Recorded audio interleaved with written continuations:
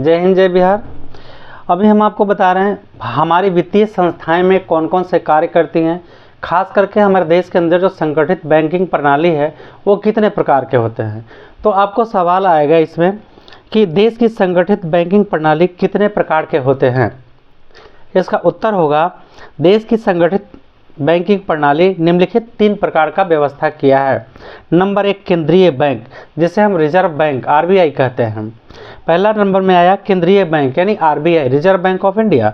Number 2 में है वाणिज्यिक बैंक और नंबर 3 में आता है आपको सहकारी बैंक।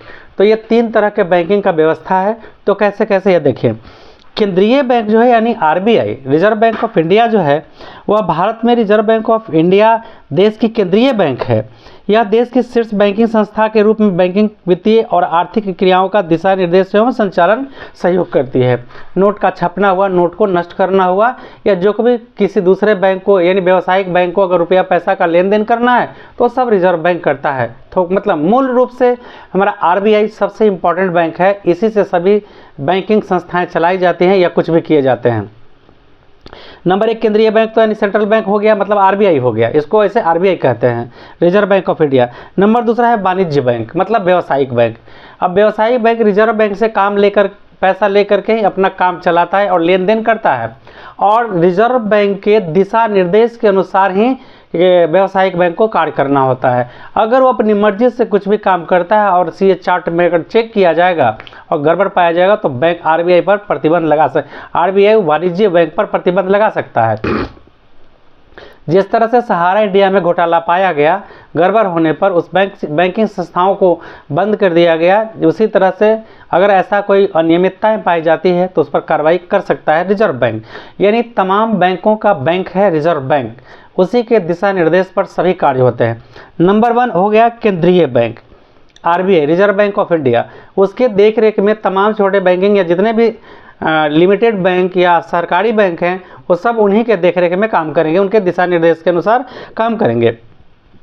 व्यावसायिक बैंक वाणिज्यिक बैंकों का काम है कि लेन देन करना और ज़रूरत पड़े तो आरबीआई से कर्ज लेना और फिर उसको चुकाना और सभी का पैसा वैसा जमा करना, इन सब का काम इसका है, व्यापारिक संगठन को देखना, ठीक है। और नंबर 3 में आ जाइए, नंबर 3 में है आपका सहकारी बैंक।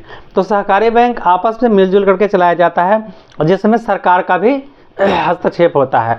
और ये जो बैंक है सहकारी बैंक, उसमें राज्य सरकार का भी भागीदारी होता है और प्राइवेट सेक्टर का भी भागीदारी हो सकता है। सहकारी बैंक आपसी सहयोग और सद्भावना के आधार पर जो वित्तीय संस्थाएं कार्यशील है उसे सहकारी बैंक कहते हैं, यद्यपि ये राज्य सरकार के द्वारा संचालन होती है। तो ये जो सहकारी बैंक है हर राज्य में अलग अलग कुछ नाम से जाना जाता है, मगर इस पर राज्य सरकार का नियंत्रण होता है। ये बात बहुत इंपॉर्टेंट है। तो आपको 3 तरह के, हमारे देश में 3 तरह के बैंकिंग संस्थाएं कार्यरत है।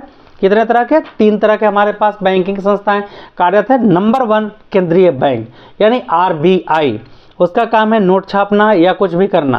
एक बात ध्यान रखें कि 1 रुपया के नोट पर सचिव का साइन होता है, वित्त मंत्रालय के सचिव का साइन होता है और बाकी पर गवर्नर का साइन होता है, यह बात ध्यान रखिएगा। और केंद्रीय मतलब हमारे बैंकिंग संस्थाओं में 3 प्रकार से बांटा गया इसको।